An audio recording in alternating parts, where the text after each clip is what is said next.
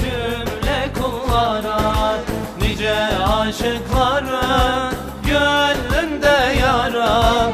Ne güzeldir ya Rab Kabe yolları, nice aşıkların gönlünde yara.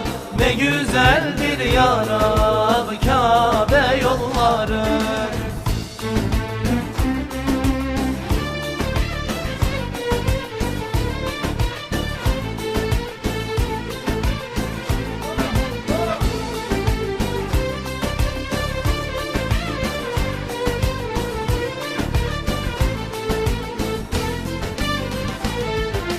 Uçsuz bucaksız çölleri aşarak, lebbeyk sedaları ile coşarak, nurlu Beytullah'a doğru koşarak.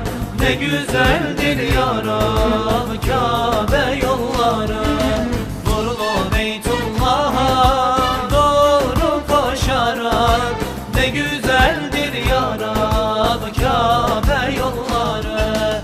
Yaklaştıkça Kabe heyecan başlar, buğulu gözlerden süzülür yaşlar.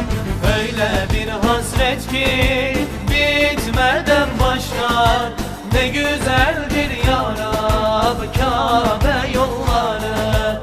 Öyle bir hasret ki bitmeden başlar. Ne güzeldir ya Rab Kabe yolları.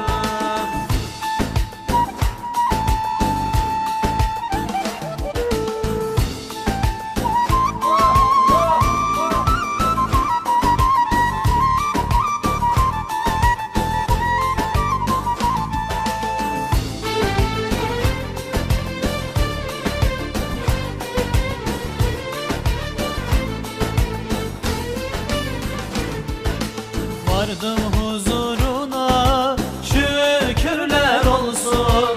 Hacerul Esved'e selamlar olsun. Gönlüm Beytullah'ın nuruyla dolsun. Ne güzeldir ya Rab Kabe